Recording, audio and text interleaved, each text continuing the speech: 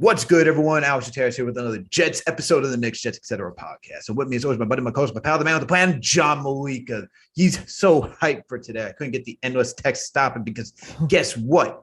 Roster cuts were done today. You know what that means? It means we're getting just that much closer to the NFL season. So that's why this man's hyped, ready to watch the green and white. John, how are you doing today, my guy? Yo, what's up, dude? You nailed it, dude. I've been hyped all day. It's cut day. We're also number 2 on the waiver wire because we stink. So it's not just us. I'm staring at every team. So man, I've been hyped up all day. We got the Yankees on later tonight. Everything's good over here, man. How are you? I'm doing all right, man. Living the quarantine life with the cats on status. You know, going through was a week. No, not a week, like day 6 because they got the ringworm and fleas. So, you know, just got them quarantined into a room. It's a whole cleaning process. It's an adventure. It's a fun adventure. Not really fun. I don't know why I had fun in there, but it's an adventure to say regardless. But John, we got an awesome episode for us for our Jets Nation today because we got one of the kings right now in Jets YouTube media, Jets Twitter. All right, Richie Mollura. All right, you know him as Jets Media. You also know his other accounts as well, Knicks Media and New York Mets Media as well. Richie, my guy, how you doing today? What's good, boys? I feel, I'm happy you guys had me on. I love talking sports, especially that you guys let me speak about all 3 of my sports. It's very rare for me to do that. Usually it's one of the 3. I know you guys are doing great things. I actually saw your guys' Twitter recently for the first time. I saw a Jets Knicks podcast. I was like, wow, sign me up. So Alex and John, it's a pleasure to be on here with you guys. I'm excited to talk everything about New York sports. Let's get into it. Awesome. So let's kick this thing off. John, what do we got on docket for today? What's the first thing we're going to talk about? I mean, we got to start off with the trade, right? We got to start off with the Herndon trade. So Chris Herndon, our 4th round pick from 2018. I want to say up and down since he's been here, but I feel like that's mostly down. Sugarcoating it a little bit. But he was traded in a slick kind of Joe Douglas fashion. We've been talking about how Joe Douglas trying to take over the world with 6th-round picks. I guess this is why. So we got a 4th-round pick back from the Vikings, surrendered a 6th-round pick, and Chris Herndon. I mean, just unbelievable move to be able to reset yourself 4 years later off of, honestly, a bad pick. What do you got on that, Richie? What was your initial reaction off the Herndon trade? Yeah, definitely was not expecting that whatsoever. I made a video yesterday predicting my 53-man roster, and I had Chris Herndon on there. But for Joe Douglas to be able to turn Chris Herndon into a 4th-round pick, we essentially gave up a 6. So basically, we just moved up 2 rounds and gave up Chris Herndon. Chris Herndon, you asked if he had an up and down type of career. What I would say, he had an up, down, down, down, down, down. All he had was rookie.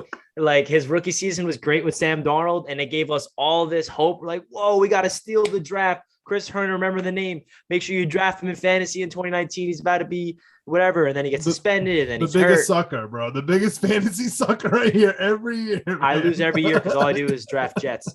Don't listen to me with fantasy advice. But listen, I feel like it's just a perfect Joe Douglas move. When he came here, he was going to get his fingerprints all over this team, and you see it. You saw that that picture that's viral all over social media right now of the 2019 Jets. We had Sam Darnold, Chris Herndon, Robbie Anderson, Quincy Enunwa, Leonard Williams, and all these guys as the face of the team. And now every single one of those guys is out of the door.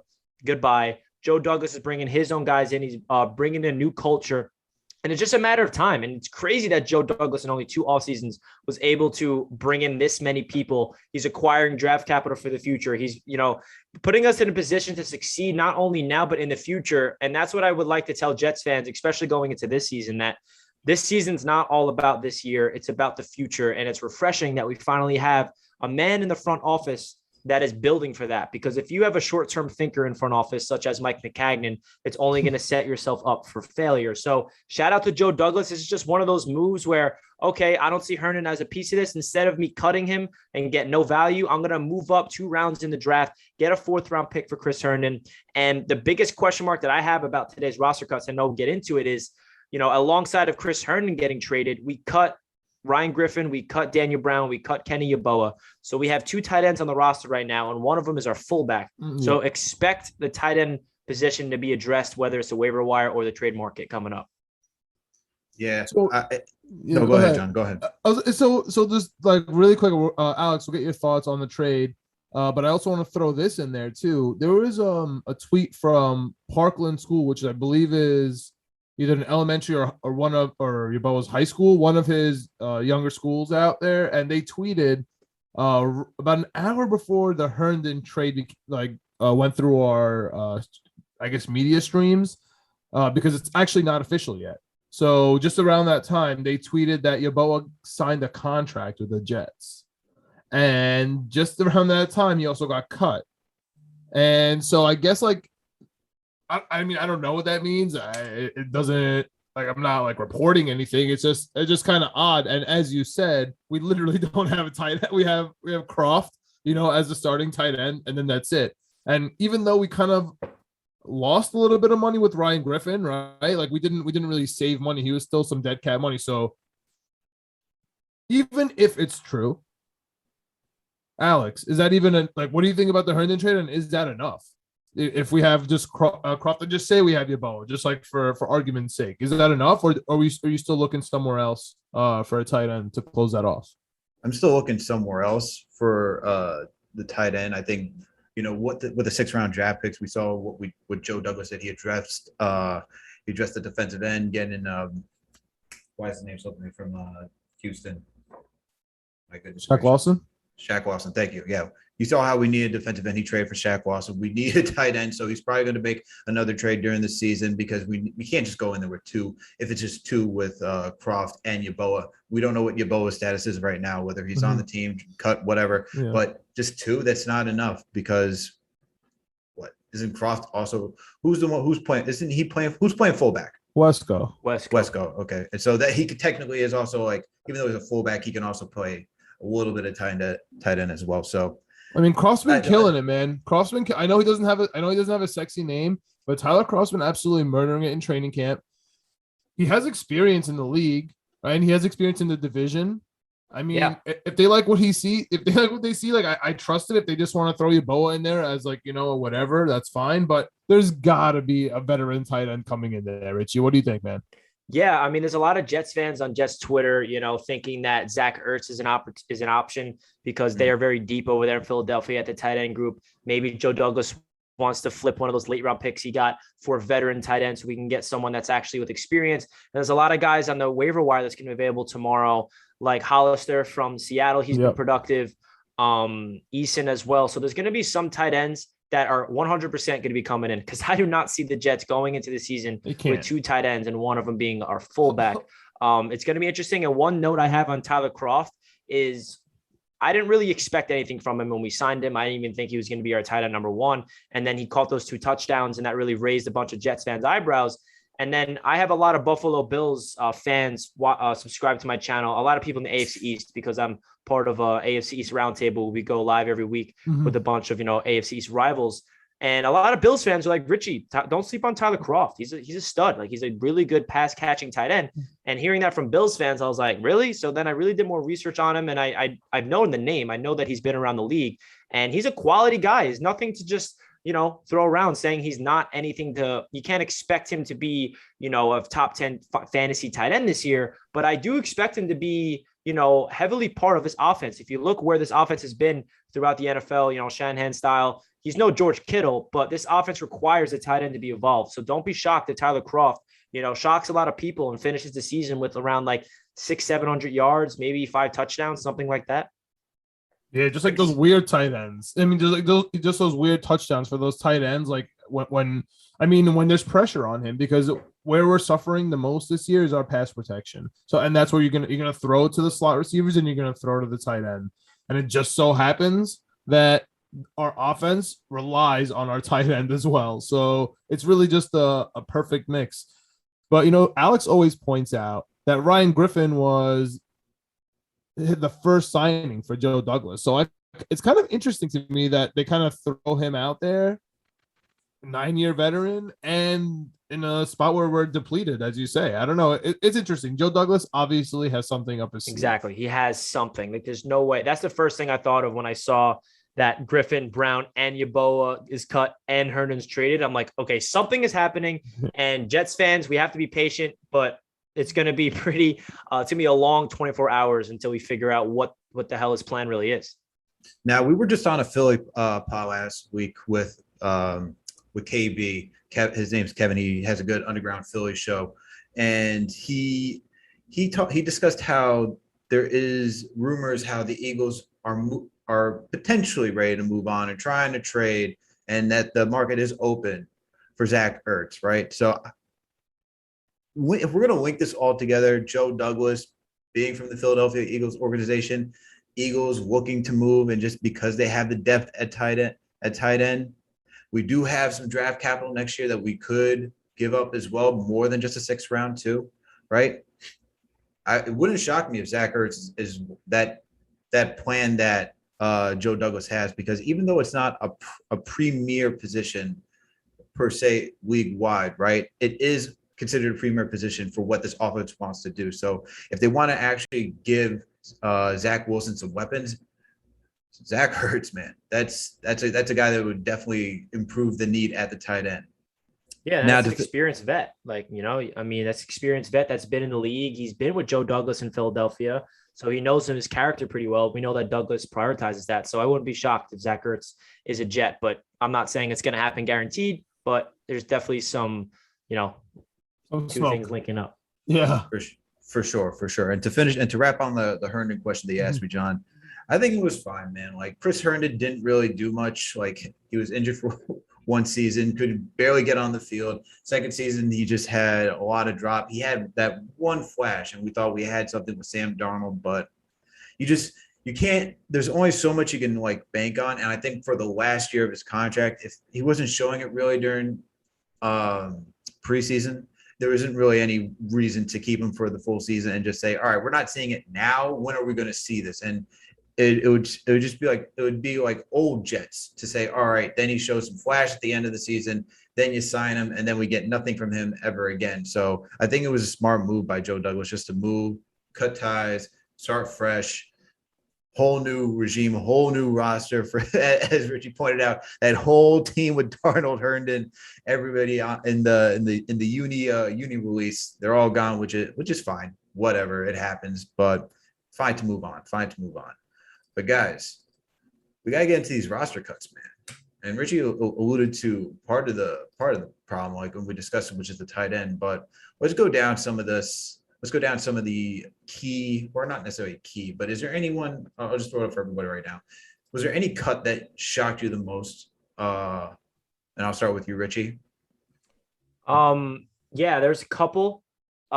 James Morgan, I was like on the fence with it. Like, I could see him get cut, but I didn't know if Joe Douglas had really wanted to cut him since we drafted him last year. And if we do cut him, we'll risk the idea of him being on the waiver wire and someone can scoop him up.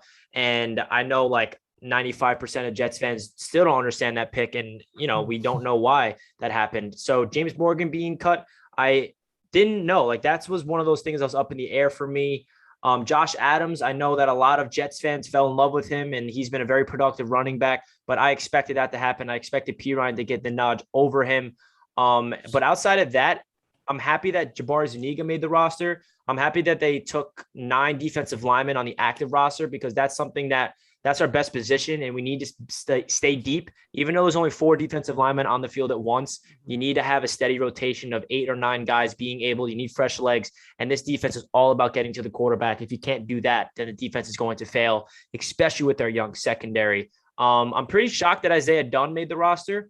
I actually had him making the roster in my predictions video over Lamar Jackson. But other than that, it feels like everything I expected. The biggest thing was the tight ends for sure. Outside of that, there wasn't really anything that really caught my eye. All right. Yeah. Just really quick, I'll just start from the top. Do you think that, because not only James Morgan was the QB cut, but we had Josh Johnson, who they just brought in, and they're talking about how he knows the system.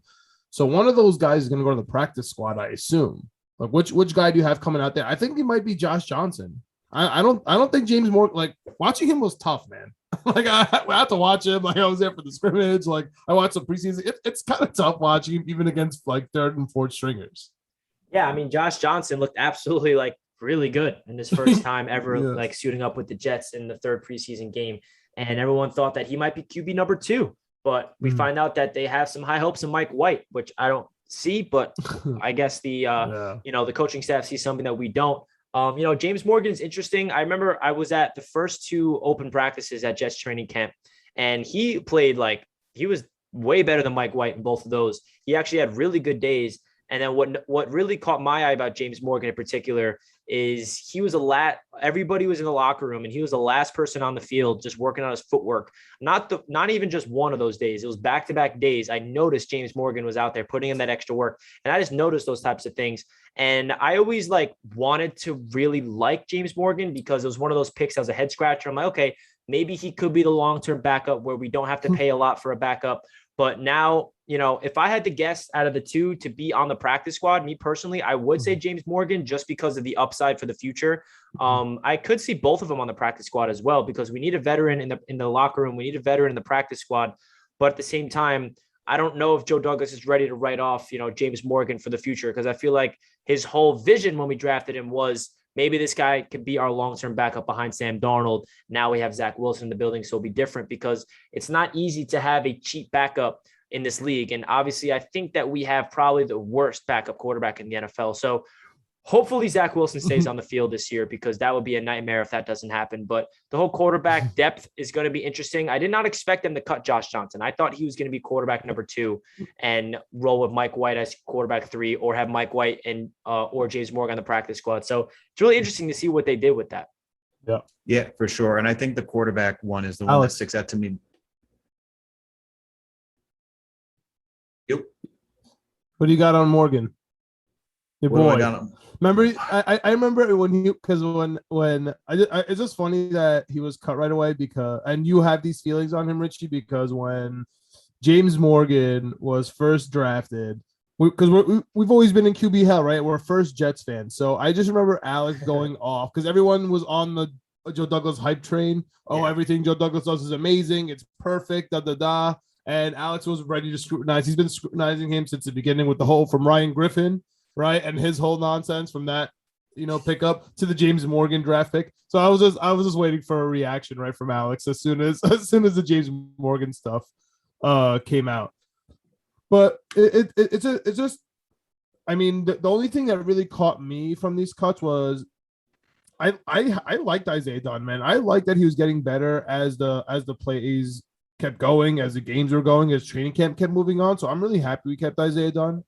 I'm surprised Lamar Jackson got cut, even though he was the culprit of that Raiders, last play, and he did have bad plays in preseason.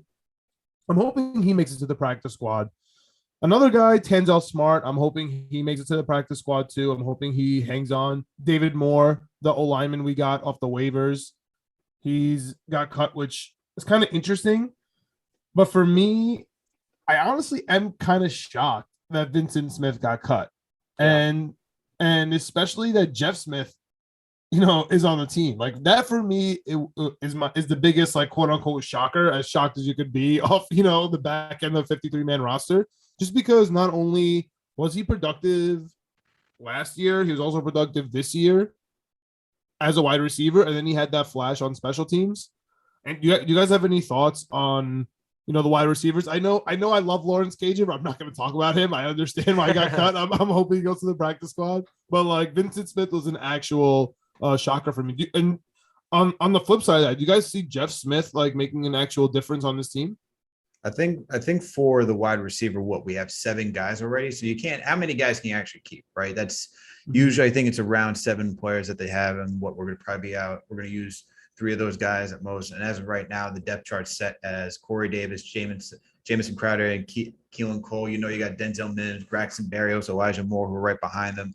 So right there, as much as people may other teams may scoff when I say the Jets are pretty deep at wide receiver, we are actually deep at wide receiver talent wise. So there's no reason to keep so many guys around. So it was a choice between Vincent and Jeff Smith, and Jeff Smith just showed a little bit more, and that's why he's kept around.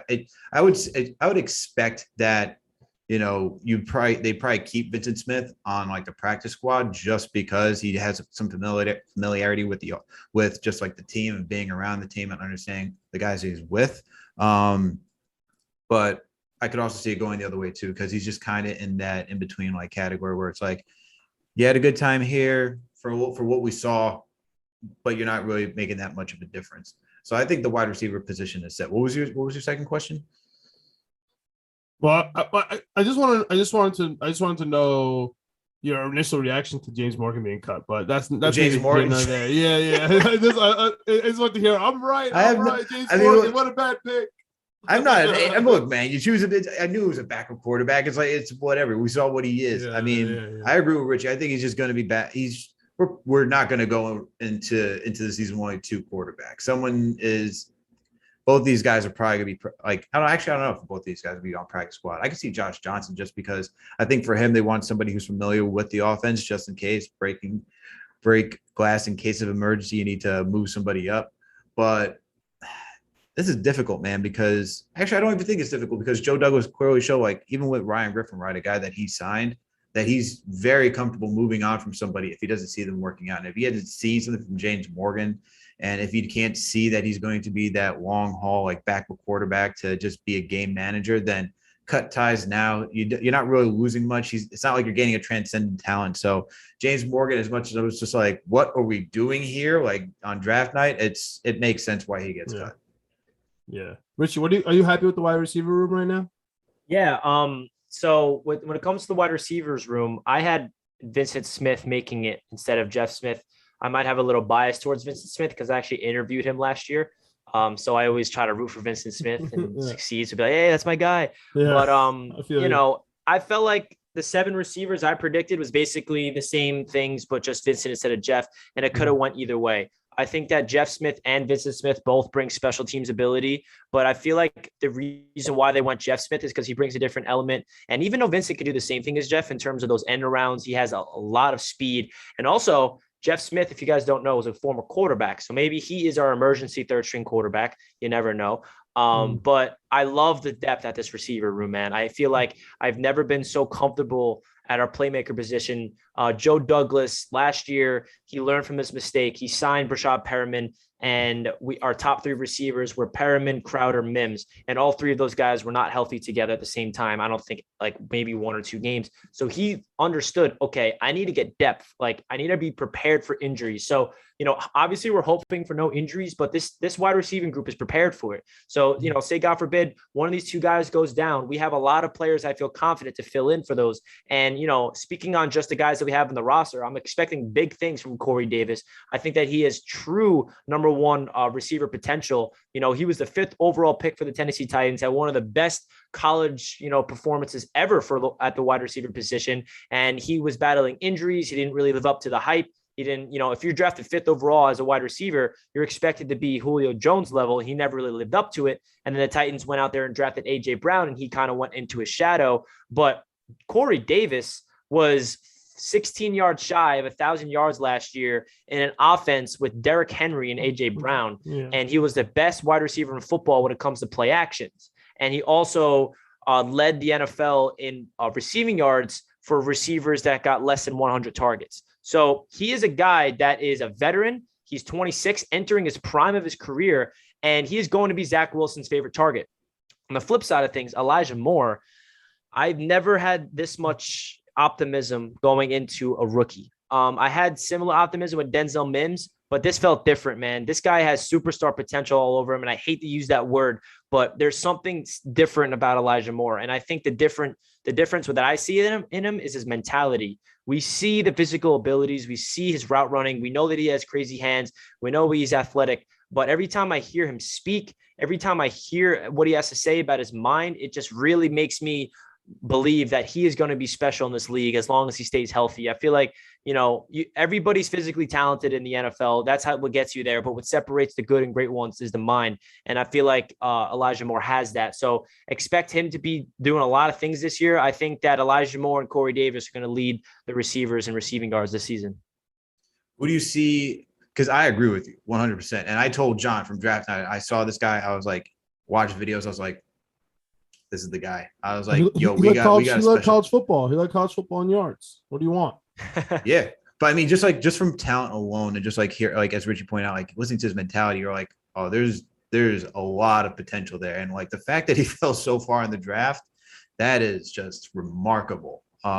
Remarkable for us. And it's just I'm just shocked. But who do you see him? Do you see him beating out Jameson Crowder? Because I guess like everyone pictures him as like a swap because of his route running ability, his quick hips, his like phenomenal route running. Like the way he's able to use this it's insane for a rookie. Best route runner on the team right now. For sure. So do you see him beating out Jameson Crowder? Or you see Keelan Cole? Because I feel like he could do honestly, you can line him up outside like anywhere on the field, but I feel like a lot of people are pegging him as that slot wide receiver. Yeah, I mean, unfortunately for us, we didn't get to see Elijah Moore play in preseason because of his quad injury. But, I wouldn't read too much into the depth chart, even if it says Corey Davis, Crowder, and Cole at 1, 2, 3. That doesn't really mean anything. It's kind of the same way as the running back room because it's going to be a wide receiver by committee approach, similar to the running back by committee approach. They have Coleman as the number 1, Johnson 2, Carter 3, Pirine 4. All 4 of those guys are going to split carries. I feel like Pirine and Carter won't get as much. But what I'm trying to say is the wide receiver room, Elijah Moore is going to be out there a lot. I think he's like maybe in the first couple of weeks, Crowder will get more reps simply because Moore is a rookie and he missed time. So that's going to play a huge role in that. But as the season progresses, I would not be shocked if Elijah Moore is not only playing in the slot, but on the outside because he's a small guy. He's shifty, but he has the talent to be able to line up on the outside, similar to a guy like Tyreek Hill and Tyler Lockett. Those are 2 guys that I really always modeled his comparisons just because of his size. He's small, he's shifty. His route running is ridiculous. He can create separation. He can beat you deep. He can beat you over the middle. And you just need to find a way to get this guy the ball in his hands in space because he's also going to be lining up as a halfback, I believe. If you look at what the San Francisco 49ers did, I feel like his role is going to be like Deebo Samuel. He's going to be getting the end arounds. He's going to be getting the jet sweeps. He's going to be lining up in the slot on the outside. He's just going to be a very versatile weapon. And I would not be shocked by, say, week 5, he's going to be the most targeted player on this team, even like same targets as Corey Davis, over Crowder, over Keelan Cole, over Denzel Mims. It might not happen week 1 simply because, like I said, he's been injured and he's trying to work his way up and get back to speed of things. But I would not be shocked if he is lining up all over the field by early in the season. For sure. And I think even a wide receiver comp, it could be like Antonio Brown, a small, undersized wide receiver. He's got that type of stature. Guy has that type of ability. So I would be, I think I agree with you. I could see him definitely bursting onto the scene like week 5 just because he's coming back from injury. I think if he was healthy this preseason, I think there's no way you leave him on the bench. I think he's starting week 1 like instantly. Also just like from all the reports like you hear from like Connor Hughes, DJ Bieniemy, like you just hear all the connection between like him and Zach Wilson just like on the field and just like it seems fluid right now. So that's why. But hey, it is what it is right now, and thank God we got the depth chart that it is. What's up, John? It looks like you want to see something. No, I also like I just agree with Rich. It really has nothing to do with the depth chart. It's really just about position, and we're going to be running 4 wide receiver sets. That's how the offense runs, and you're going to have Mims on the outside and Corey Davis on the outside, and Berrios and Crowder are kind of limited to the slot. Kind of Cole, but he could play on the outside. You know what I mean? And that kind of leaves more like this free bird in the 4 wide receiver set, especially if we're going to be lacking in the tight end and we have a fullback. Like it just makes perfect sense for them to be like running around, kind of just like floating around in the bootlegs or whatever we're doing on the wides. I don't know. I agree with you guys. I'm excited for it, but I'm just not that optimistic about it as you guys are. I think we're going to be running a lot. I think we're going to be in a lot of third and short situations. We're going to be getting like it's going to be ugly football for the most part, in my opinion. I think we're going to be relying a lot on our run protection. Our pass protection is going to be tough. Elijah Vera-Tucker is really going to make or break our season, which is kind of tough to think about because it's a rookie. But let me just throw it up to the defense real quick. Besides the obvious concerns at cornerback, how are you feeling about the linebacker situation where you got, the 2 rookie safeties converted to linebacker? now with Gerard Davis out, probably half the season or so. Like, how do you think that's going to play out? Do you think CJ Mosley's back? Yeah, I mean, the only thing about CJ that's been disappointing is he can't stay on the field. First season out for the year, second season opted out. So it's not like CJ's been a bust in terms of he's on the field and he plays like crap. Actually, when he was on the field for the first half of against the Buffalo Bills, he looked like the next coming of like Lawrence Taylor or whatever it was. Like, I couldn't believe what I was watching. But the only problem with CJ is, can you stay in the field? I feel like if he's on the field, the worst CJ can be is an average linebacker, and I'll take that. I feel like he still has a lot in the tank. I feel like his opting out last year kind of helped him out in his rehab process because he got a really bad groin injury, and that those could linger on. And he's happy that he did that. He had a lot going on mentally and physically. He rebooted his body. So I feel like CJ's in a different headspace right now. And I feel like, Jarrad Davis going down is definitely devastating. We lost 3 of our free agent acquisitions on the defensive side of the ball. Obviously, Carl Lawson's the biggest loss for the season. Vinny Curry out for the year, and then Jarrad Davis out for 6 weeks. So what this does is it opens up a really big opportunity for the rookies in Jamion Sherwood and Hamza Nasruddin. And the one thing that gives me confidence about those 2 rookies is that they have a guy like CJ Mosley in the middle that's going to be communicating and telling him where to go and telling him where the reads are. And we also have to ground our expectations. And I know you guys probably have the same mindset as I do with this, is what this season is all about. It's about Zach Wilson, and it's about the development of this team. We're not expecting to win a division. We're not expecting to go to the playoffs this year. Obviously, if that happened, great. But if we win 5-6 games, like, that's okay. That's what we expected. We have a rookie head coach, a rookie offensive play caller, a rookie quarterback. I mean, the offense as a whole is so young. And then now look at the defense. We thought it would be actually decent this year because of Carl Lawson being so dominant. He goes down. The whole formula for this defense is to get to the quarterback, and now that's falling apart without Carl Lawson and Vinny Curry, and now without Jarrad Davis, who is a very, very good pass rushing linebacker. And we know the concerns at the cornerback position. So the linebacker group, to answer your question, I feel like the Jarrad Davis injury opens up an opportunity for a guy like Jamion Sherwood, because, like I said, this season is all about the development of these guys. And say, hypothetically, Jamion Sherwood, he's going to have some growing pains. He's going to have some missed tackles. He's going to have some blown coverages. He's going to look bad at times, but maybe he learns from those mistakes and he develops over time. And say, by next year, we're like, we have our 2 started linebackers for the future in Hamza Nasruddin and Jamion Sherwood. Can you imagine that with a very young nucleus at that linebacker position, with, paying them pennies with those cheap rookie contracts? Not saying that's going to happen, but that's what I feel like Robert Saleh's mindset and Joe Douglas' mindset is, especially with the defense, especially with the cornerback position. They know that these cornerbacks are going to go through a lot of pain, and they understand that. And that's why I always say they have a long-term vision with this team, where we got to give these kids reps. We got to give them playing time, because if they can develop into true, role players / starters, then this defense is going to have a lot of upside, because we have so much cap flexibility and so much draft capital to just, focus on whatever the need is next year. So I'm kind of happy that this is approached. Like, I was one of those Jets fans in the minority where it comes to signing a veteran corner.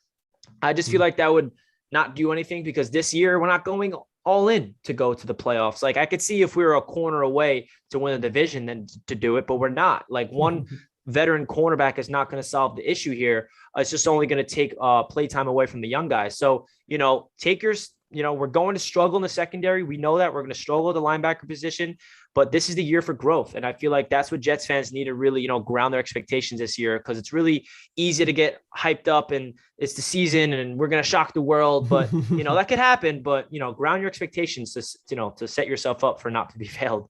For sure.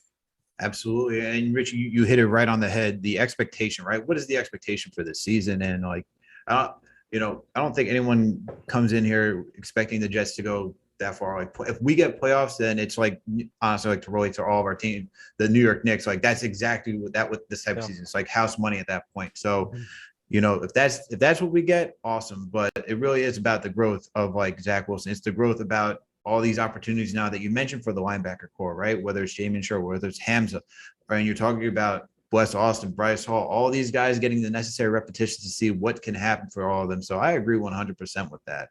But to answer John's question on the linebacker situation, I mean, the hope was that, we would stay in games to make it competitive, so that way we'd have like a balanced attack. I think with the loss of Lawson, Jarrad Davis, and Vinny Curry. It's just it sucks because we needed to rely on that defense in order to keep us in games and to give us like the opportunity to have like that balanced attack, right? Okay, run some, pass some, run some, pass some, like to keep it close to that 50-50 mark.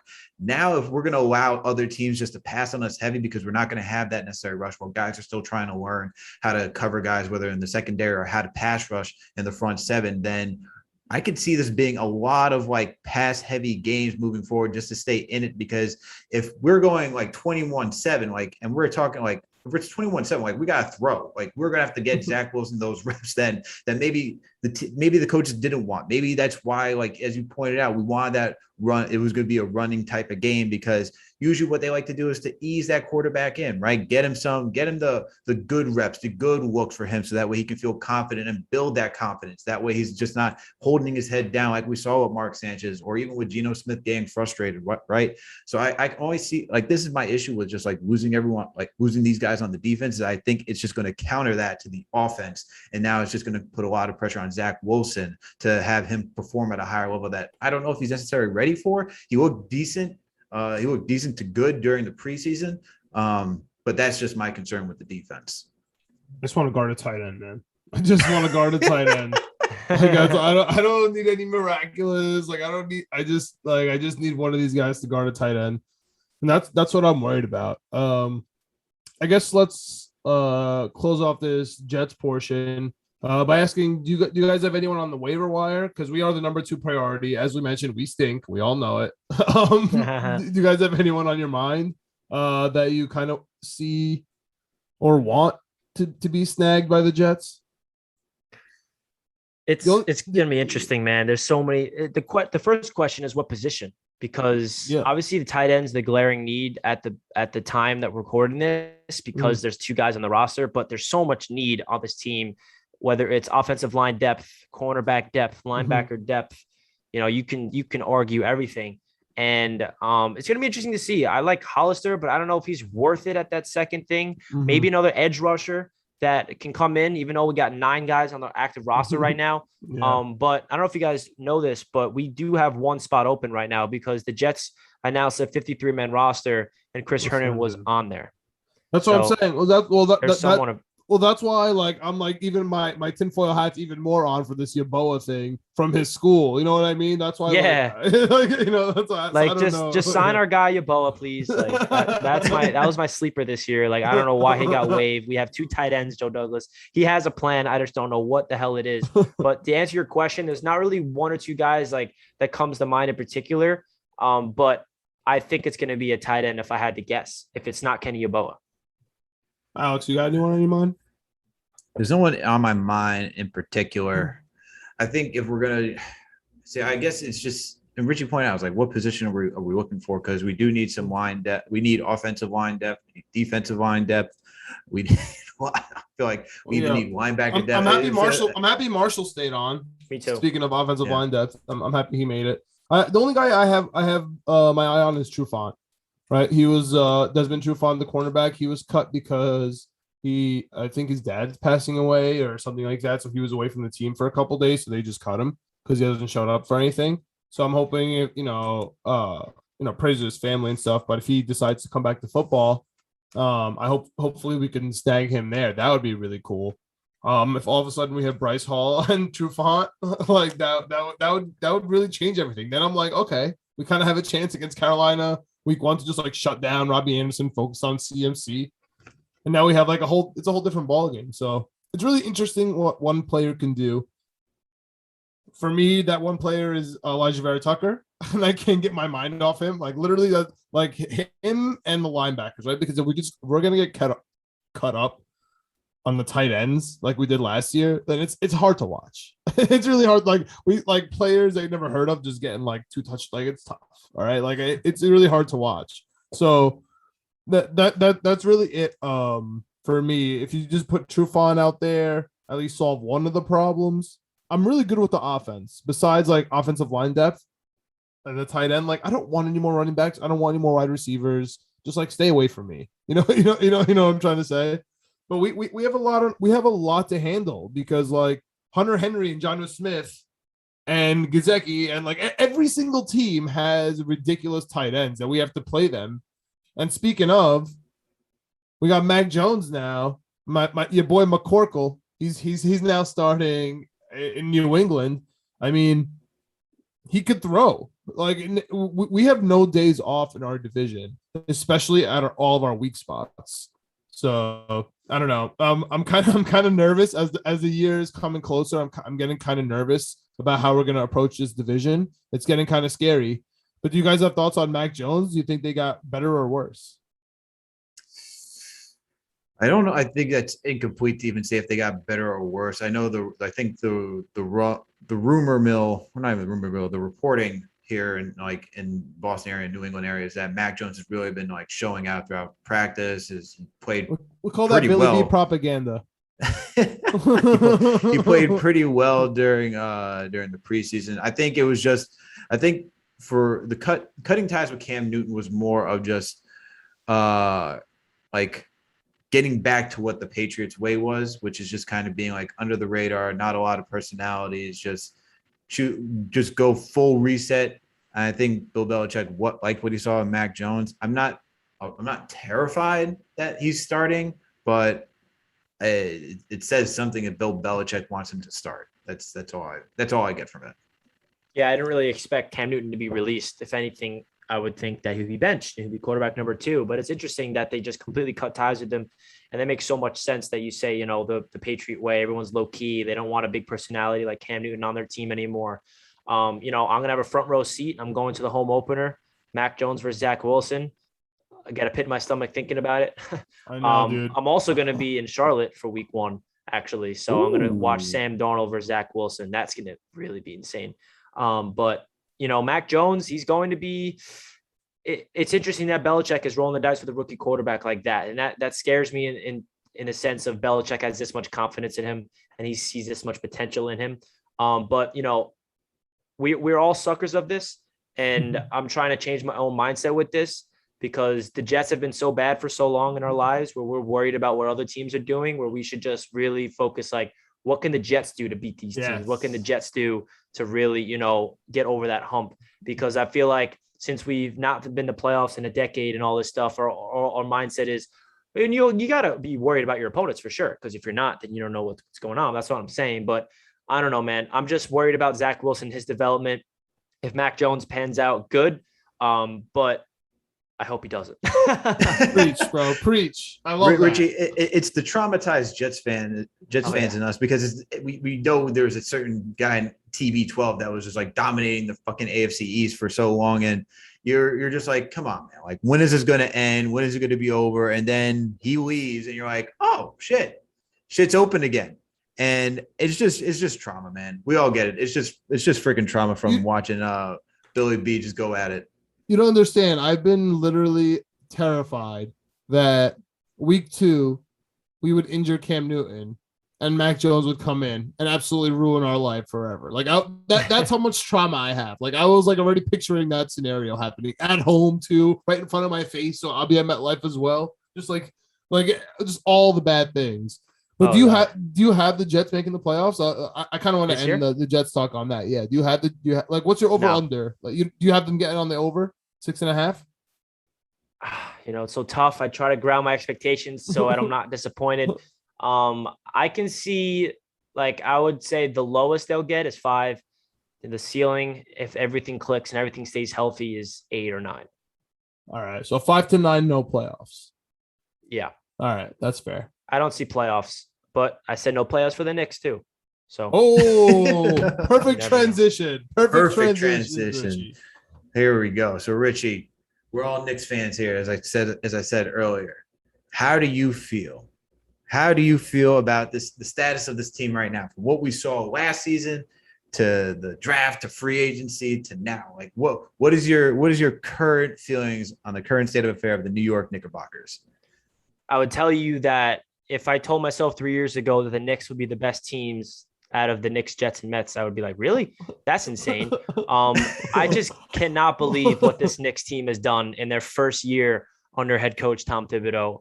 You can't ask for a better situation. He comes in here, He wins Coach of the Year. He brings us back to the playoffs for the first time in 8 years. He coaches up Julius Randle to be the most improved player of the year. He goes out there and trades for Derrick Rose, who becomes a finalist for six-man player of the year. We get RJ Barrett to take a huge leap in year 2. He has Elfrid Payton as a starting point guard for the entire season and still ends up as the 4th seed. You just don't can't say his ask. name here. We don't say his name. I'm sorry. Here. No. I know. Trust me. He's one. I never hated a Nick. Name. I never hated a Nick more, and I usually like every single player and I root for them. But he was. We're not going to touch on it again. But long story short, man, this Knicks team is fun to watch. They're back, man, and I don't want to say like, oh, we're winning the championship this year, but we're relevant. We are a team that's functional. And it all starts up top, man. You got to give credit to Dolan simply because he's the one that hired Leon Rose and just went like this. He put his hands up and said, you do everything. The problem with Dolan for so long was he would try to do everything himself, be hands-on and do all these things. That'll be toxic in the media and it would just be a disaster and dysfunctional this, dysfunctional that. He finally made the right decision by hiring Leon Rose. Leon Rose went out there. He hired Tom Thibodeau. Tom Thibodeau hired an amazing coaching staff. And then they went out there in free agency. They did their things by, maintaining cap flexibility for the future. Like it kind of crazy because there is a parallel between the Jets and the Knicks right now. I feel like 100%. both front offices has their mindsets on the future, and both the Knicks and the Jets have not had that type of mindset in the front office in my entire life, and it's very refreshing. Leon Rose in particular, man, he has this vision and it's coming to fruition. He's been here for literally a year and a half, if that, by just bringing in all these guys. And I love that they retained a lot of not the young core, but they retained the veterans like Derrick Rose, Nerlens Noel, and Alec Burks and those guys. I feel like that was very needed because those guys played a pivotal role in the, going to the 4th seed.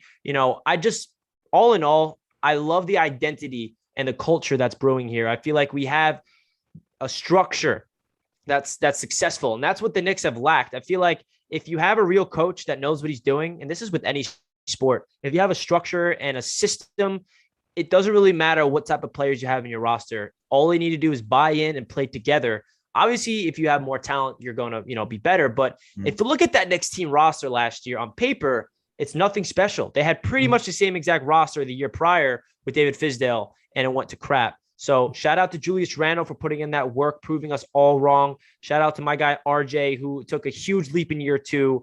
And then for us to go out there and get Kemba Walker, replacing that guy that we're not going to mention about, and then replacing Reggie Bullock with Evan Fournier. I mean, while still maintaining cap flexibility and all the contracts we handed out, they all have team options. So it's not like we're sacrificing all this, money to these guys for the next 4 years if it doesn't pan out, because that's what was the problem previous Knicks regimes is we have all this money, like, all right, let's sign Tim Hardaway to a 4-year big deal, let's sign this guy. So it's just refreshing that we have a mindset of to win now and maintain cap flexibility and draft capital for the future. For sure. And I think to even add on top of that, to keep to maintain roster stability, because you mentioned that, like it's been a revolving door since 2014, 15 season. Prior to that, the Knicks, that was the most out of like percentage wise. They had 73% of the roster stay from the 2012-2013 season to the 2013-2014 season. Since then, it has been below 50%, the lowest being 35% in roster continuity. Last season, 64%, because as you said, Richie, it was a majority of like Fizdale's team that was brought back. Now it's probably the percentage hasn't been published yet, but I would have to say it's close to like freaking 80% at this point, which would be it's astounding to even get that high for the New York Knicks after seeing everybody that we've gone through, from like Ron Baker to Tim Hardaway to Lua Munson to Langston Galloway. The list goes on. Fed. Oh God, yeah, no, I don't need to remember everything. These are studs right here. Studs of the what? The Knicks bench. That should be the bench. I feel like those are my glory years of being a Knicks fan. Like just every game. Yeah, yes, every game. Like throw Marty Collins in there. I feel like Tony Douglas. Like I feel like those are like the Jordan Hill, and those are the years I'm like, oh yeah, this is our year. Ronaldo Bachman, he's gonna come in here. He's gonna be the next Kenneth Faried. Beno Udrih. You're like, oh, I can see Beno Udrih being a decent point guard. Jose Calderon, hell yeah, he was on the Spanish team, man, the Spanish national team. They went far that year. Man, that one's rough. And that's why I actually, Rich, you hit it on the head, man.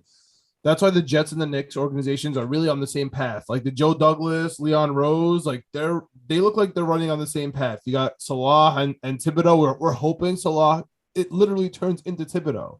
And we have no expectations this year. We just want to play hard-nosed defense. We just want to don't turn over the ball. Like we don't really have an offensive plan, right? Like we're just like it's pretty much the same thing. Yeah, it's like run it. You know what I mean? Like don't do anything crazy. And if we win, we win. And if not, like it's all good. Like if we end up making the playoffs, like we did, like a wild card, like the Knicks did, I will go absolutely insane, just like I did. Super Bowl in 2022. That's what I would. Yeah, like I will be outside freezing my butt off in MetLife, going absolutely nuts, like no problem. Oh, 100%. So there's no question. The same old Jets thing, man. I actually do think it's gone, just like the same old Knicks thing. But again, it's a wait and see situation.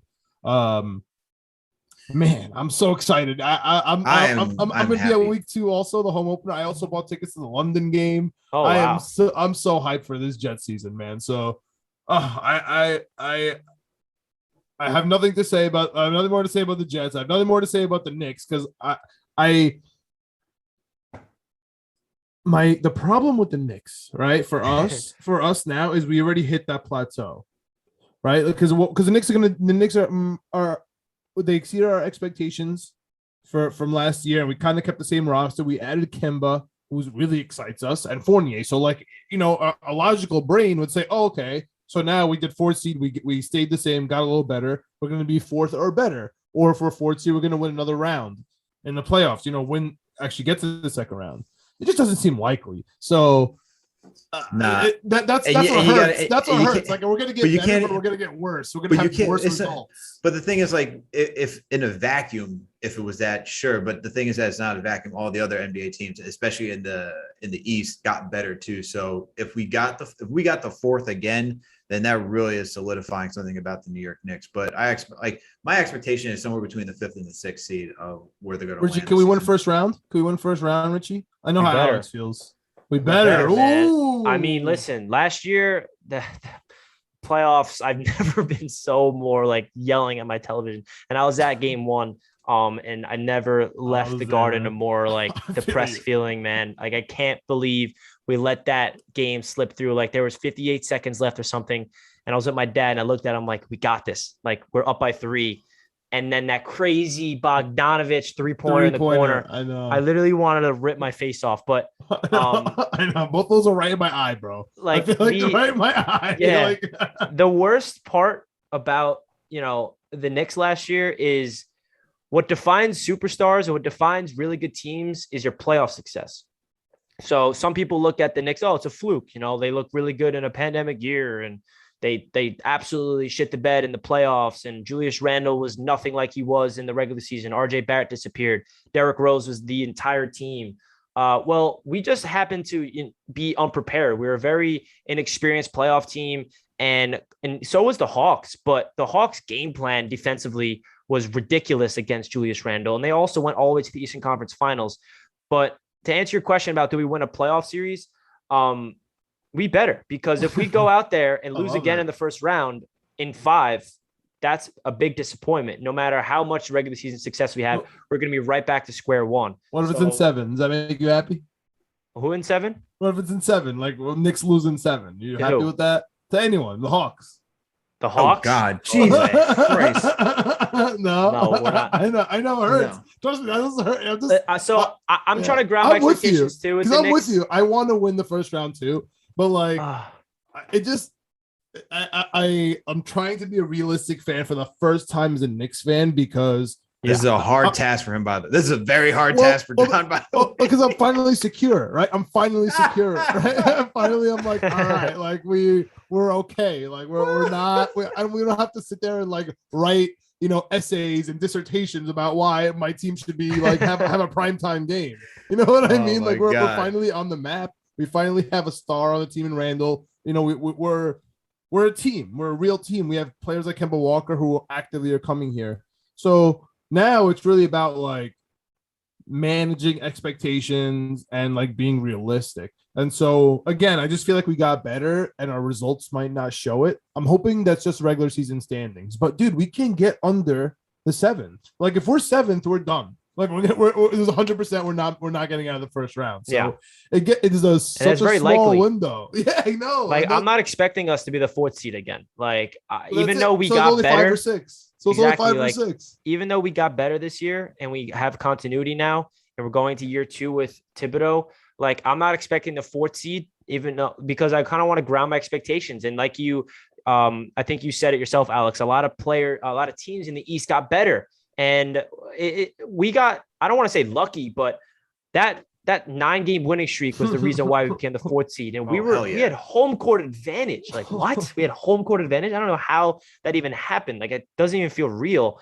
So, I expect the Knicks to be like, lowest 7 between 7-5.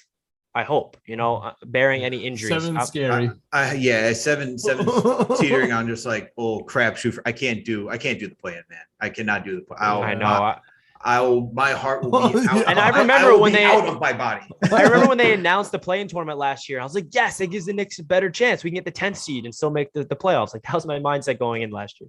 Yeah, and now you're just like, oh shit, hell no, what look at this. And all of a sudden I'm like, we gotta avoid that crap, yo. How do we got different, like I love that. Look at the growth. So we're growing with the Jets, we're growing with the Knicks, and I feel like Richie, we're resident Yankees fans, but I feel like I feel like we're reaching out an arm right now.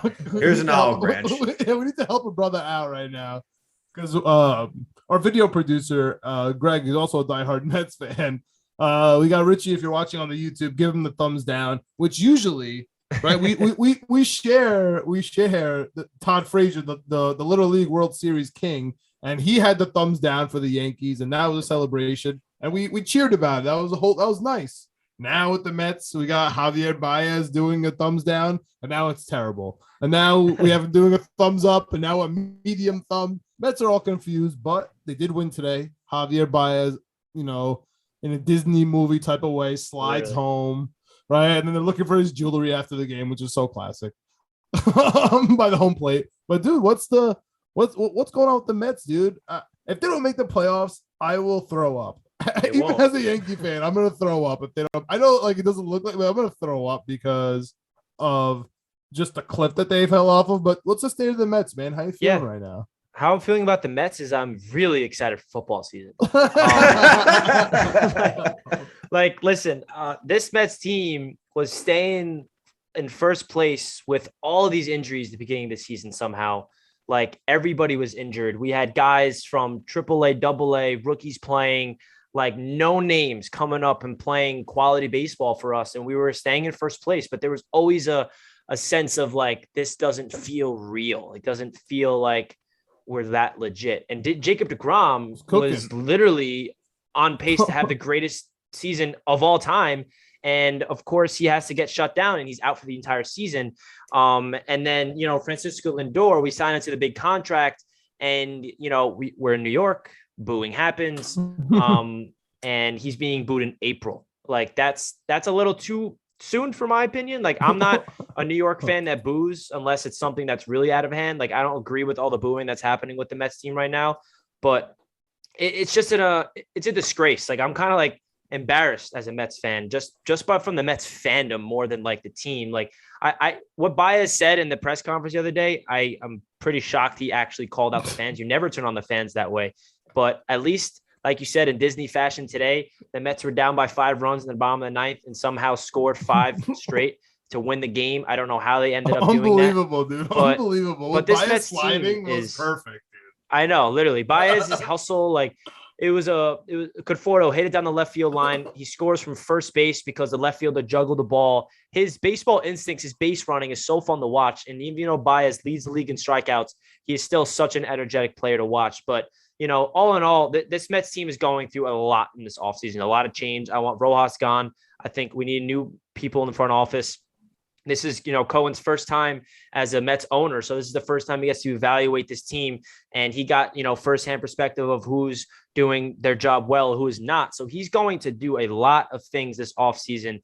And like I said, I was live for an hour and a half today with my co-host on my Mets show. And the whole time I'm like, can we just talk baseball? Like, I don't want to talk about this thumbs down stuff. Like, it's like, this is so unnecessary. Like, this is so terrible. Like, I just want to talk ball. We win a series for the first time in 3 weeks against the Nationals, and we're talking about thumbs down and booing and stuff. I'm like, yo, this is so annoying. I hate Mets fans. I hate my life right now, and I'm ready for the Jets to disappoint me. But Richie, you got to be used to this, man. You're a Jets fan. You're a Knicks fan. When it comes to nonsense, it's all here. Whether it's Adam Gase, fining Quincy Enunwa for not showing up to practice, or whether it's freaking you got Spike Lee going on ESPN and not using the correct entrance, bro. Yeah.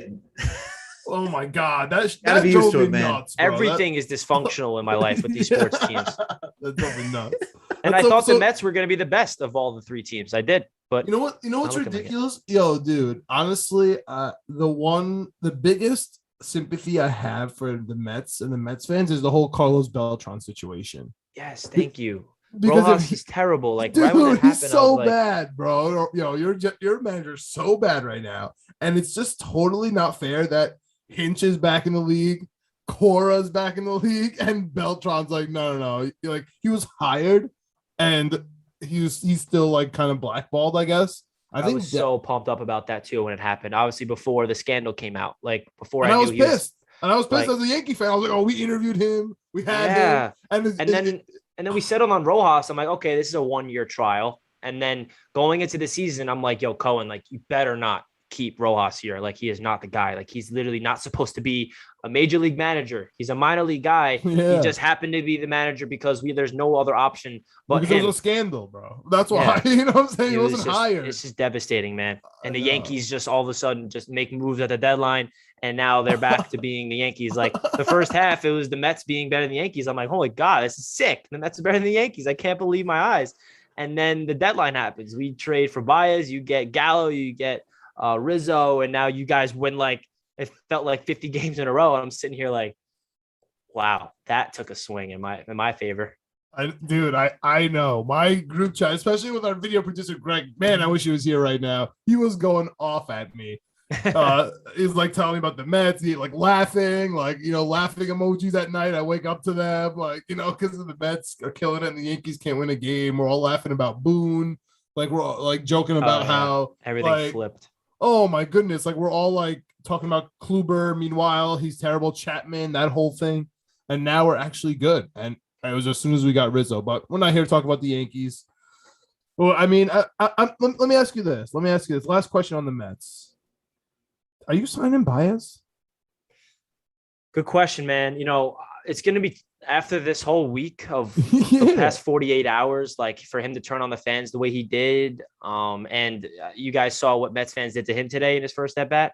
Like, they were just like holding up thumbs down signs, like making him wreak hell. That was daytime on a Tuesday, bro. Yeah. It's like, like, come on. Like, I understand your frustration and stuff, but like, my mindset with this whole booing situation is like, if you're booing a player when they're in their slump, like, it's just going to make them feel even worse about themselves. Like, you need to be able to, defend them. And I'm not saying you can't voice your frustrations. We live in New York. Like, we have a very honest fan base, but it's just getting out of control. It's like, we look like an embarrassment. Like, I'm looking at these Mets fans. I'm like, I feel ashamed to be part of these guys. Like, this is like an embarrassment as a Mets fan, but you didn't ask me about that. Baez, do I re-sign him or not? I love the tandem between him and Lindor. I love the connection they have. Baez said he would never play second base unless he has Lindor at short. And Lindor has been absolutely sensational defensively at short and base running. He has not been good offensively. That's been Lindor's problem this year. And the Mets are going to have a lot of money to spend this year. But if I had to guess, Baez is not going to be back. Ooh. I would like him back, though. That's a hot take. And it sucks because we gave up a really good prospect that I was really high on. Pico Armstrong. I'm like, yo, that's our future defensive center fielder. Like, that's our guy. And then we flipped him for Baez for a rental. And that was my issue with Lindor trade at first. I'm like, yo, well, we traded for Lindor. We got to sign it to an extension. Like, we're not trading him. We're not trading for him for a 1-year rental. We got to extend him, and it ended up being like $340+ million. So the big question is, what type of money is Baez asking for? Is it like a 10-year deal? Is it a 5-year deal? If we could lock him up, sign me up. I love Baez. I love the way he plays the game. It's very unique. He's all or nothing at the plate, but his unique style to the game of his hustle plays on the base path, it's so different. He plays the game with swagger. He's my style of a baseball player. Like, I love those guys that run the bases hard. It's very rare nowadays. So if I'm the Mets, I'm re-signing him. But this isn't a question you asked me, but I had to mention it because he's my guy. If there's one guy that needs to be re-signed the most on this team, it's Marcus Stroman. Oh, the resident Yankees hater. Yeah. He's been the consistent best Mets pitcher on this entire team. Been healthy, 2.85 ERA. And I don't know. I love Stroman's game. And I know that, Yankees fans have their beef with him because he is calling out and everything. So I knew you guys get a kick out of that. I mean, honestly, if I was a Mets fan, I would want all my guys to act exactly like Stroman. Yeah. But as Yankees, like a fan and player, we cannot acknowledge any of that. You know what I mean? Like, it's just like the way it is. Like, I don't want anything to do with it, but if I'm the Mets, I'm like, yo, Stroman's my guy. I would roll hard. That's curious about your bias take. I think it's interesting too. Like, the only way I could see it all working out is if you get Beltran. Do you have another manager in mind, or is that really? I know I threw it out there. Yeah, the manager situation is going to be interesting, man. Like, I don't know if Beltran is going to is he gonna be able to take a job? I know Alex Cora over in Boston has a job, and all the other guys that are in during the scandal. But Beltran was like, Beltran was like the head guy of the scandal. Apparently, he was like cheating the most out of anybody. He was the mastermind behind everything. So I don't know if that's gonna have a role in that, or like have a play in it, whatever you want to say about it. But I would love Beltran back if we can just bring him in, because I was so excited when we first had him. And for 2 months straight, I'm like, yo, Beltran, like, I grew up idolizing this man. Like, he was my guy. Like, I'm 23 years old. So I grew up watching, the Jose Reyes and David Wright and Carlos Beltran era. Like, that was my squad growing up. And for Beltran to be my manager, I was like, wow, it's all coming full circle. And then it's got ripped away from me. And I got this minor league coach that's still here. I don't know why. But, I haven't really done research of the managers that I want outside of Rojas, to be honest with you, yet, because my mind is so, now that I have like channels for the Jets, Knicks, and Mets, I've been so focused on like the Jets and the Knicks right now, especially with the Mets imploding. So my mindset's like all Knicks Jets right now, to be honest. All right. So you're not looking forward to that 9/11 series? You passed. No, I am actually. That's going to be dope. My friend is going. He bought tickets for it, and he was like telling me the ticket prices, which is crazy. I know. I watch every Mets game. It's not like I don't watch them. It's just in terms of the offseason moves and like thinking about what they're going to do in the future. I'm not even thinking about it right now. I'm just want this team to somehow show some positivity get ending the season. Like, I'm not expecting to make the playoffs. We're like 6.5, 7 games out. Just show me something at the end so I can say, hey, at least we finish off on a good note going into the next season, because it's been nothing but negativity. And it's just like everything's flipping upside down. Like, listen, we went through it together, an 0-12 season with the Jets last year, like in the first 12 games. And as a content creator, I was live during every game, and it was like absolutely darkness of depression for me on camera. I'm like, and I'm a very optimistic fan when it comes to my content. And I'm like, guys, there's nothing positive about this right now. Like, there's nothing I can spin other than the development of the players.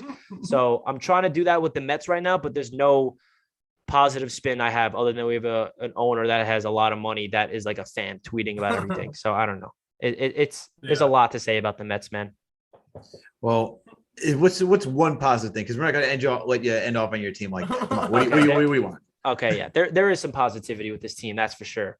I do believe in Steve Cohen as an owner. I think he has the right approach with the business mindset. I feel like he's going to accumulate the right people for the job. I think he's going to be assertive. I think he's going to fire the right people and hire the right people, because I feel like his first season, I mentioned this earlier, this is his first time that he can get to really look at this team and some positive players. And one of my favorite players on the team is Pete Alonso. I feel like he's proving a lot of people wrong. He's been the consistent bat for this team. He has 29 home runs, won the home run derby. Not that matters, but he really is someone that is very positive. Every single interview, he's telling Mets fans to believe. You got to believe in us. Even when they lose 10 games in a row, Pete Alonso's, at the podium, looking like an idiot simply because he is saying all these optimistic things that doesn't come to fruition.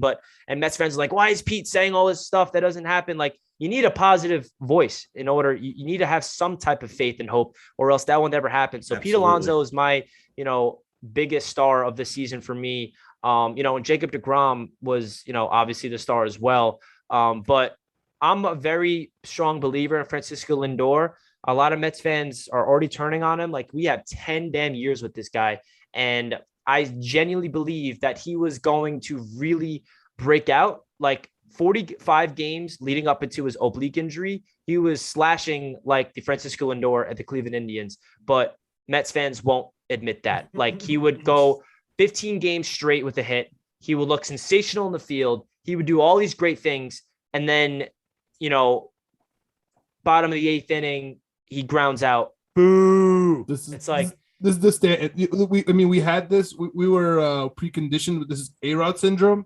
And then now it's Stanton syndrome. So we kind of have the antibodies to deal with it. Like, we've like kind of flushed out the crazies about Stanton, but also he's made it impossible to talk smack about him. But we feel you, man. Like, it's tough. Like, how do you expect a player to react when he's at home and he strikes out one time and everyone's booing him and nobody cares that he just killed it the last like 2 weeks? You know what I mean? Exactly. Tough. That's the thing. Like, if you're slumping for 6 months straight, but like if you go on like a 3-week straight skid, like why are you booing after one at bat? I mean, but if you want to just, end it on this note in terms of the booing, like it's happened forever in New York. Like decades back, Patrick Ewing was being booed at one point. Derek Jeter was being booed. Like, It really, and that's where that, that word always comes from. You got to be built for New York in order to succeed here. And I feel like, just to compare it to Francisco Lindor, he's not used to New York. He was in Cleveland. He was being praised over there. And he comes to New York and he's hearing boos and he's not used to it. He's not used to a fan base not supporting him during his lows. So I feel like he just needs to, understand the media of New York and understand that the fans and the media is going to be on his ass, no matter if he's doing good or bad.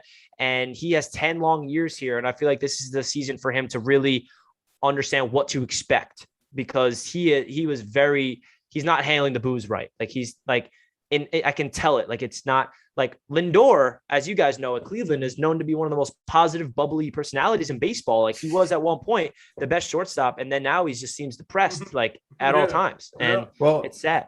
Well, hopefully he speaks to Julius Randle and sees what he has to do That's to a turn perfect around. example. So, and because Randle dealt with the boos, and look what he did. He turned it around, and now he embraces New York, and now we embrace him. There we go. We here, right? Yeah, I know. And I feel like sure, yeah. I feel like Lindor will get it around. We just got somehow we got to set up a meeting with Julius Randle. He can get him set straight. It's all good. That's funny. That's funny that you say that real quick, because during my Mets talk this morning, like, I was talking about Lindor and then I compared it to Julius Randle. I'm like, Randle handled it right. Like, a lot of Knicks fans turned on him in his first year, and he was hearing all the criticism from the fans and the media. And look what he did. So Lindor, call up Randle. So I love how you said that. Yeah, and look, Randle blocked me, so it is what it is. He did. I am blocked, been blocked for over a year now, so it's not changing anytime soon. But on that note, Richie, thank you for coming on, man, and getting to talk about not only the Jets, but the Knicks and the Mets as well, and giving us all your takes. Please let our listeners know where they can find you, my man. Yeah, man. You can follow me over on Instagram and Twitter at NY Jets Media, NY Knicks Media, NY Mets Media, and then same with YouTube. I'm all over the place. I'm actually launching a NFL and NBA based YouTube channel. It's already out there, but I'm really trying to get more consistent on there. It's a lot on my plate. But definitely check me out, guys. I appreciate you having me on the podcast. It feels awesome, talk about all my teams. And I appreciate you guys wanting to hear my thoughts about the Mets, even though you guys are Yankees fans, because I'm going through some hell, and what it's like to go through hell as Knicks and Jets fans. So you guys are doing great things with your podcast. Keep it up. I would love to have you guys come on one of my shows in the future, and keep up the great work, guys. I see you guys are really passionate and knowledgeable with your stuff. And I can, tell that we both, all three of us, have been through a lot with our team. So, there's light at the end of the tunnel, and it's looking good for the Knicks and Jets and the Yankees. For sure. We gotta be here for each other, bro. We gotta be. This Nobody else therapy, understands. Man. Exactly, it's group therapy. That's how I always talk about it. Group therapy. This is why I grow this beard, man. I become a therapist over my time being a freaking sports fan at the age of 32. That's what happens over here. I'm just trying to tell all my experience at this point. That's gonna be me by then. It's coming. There's a couple more losses, man. A couple more tough playoff losses. No, the beard will go. The beard will come. It'll be gray soon, though. Don't worry. Yeah, you don't want that. You don't want that. But everyone, make sure you go follow Richie. He's doing excellent work out there. Go follow his YouTube channels. Go follow him on all social media platforms. And for all of our listeners out there, don't only support Richie, support us too. Make sure to give us a 5-star rating on that Apple podcast if that's where you listen to it. And if you don't, it is okay. It is okay. Everyone relax, because this is why. We're on Spotify, Google Play, Amazon, Alexa, Stitcher, you name it, we are there. On top of that, if you're watching this on YouTube right now, you got to hit that like button. You got to hit the subscribe. You got to hit that bell and get the notification when we drop a new episode, because that's only the polite thing to do, right? Am I right? Come on. Absolutely.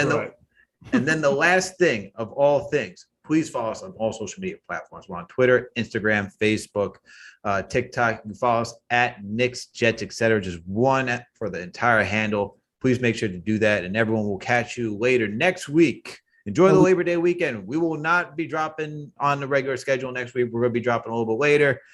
Enjoy your Labor Day weekend. And we got some good Knicks and Jets content coming out next week. We do have a Madden giveaway. We do have a couple of Madden giveaways too coming out too. So that's just around the corner. So look out for that during Labor Day weekend. For sure. Facts. Thanks for reminding me about that, John. So everyone will catch you later. And that's it. Peace. Let's go Jets. Yes, sir.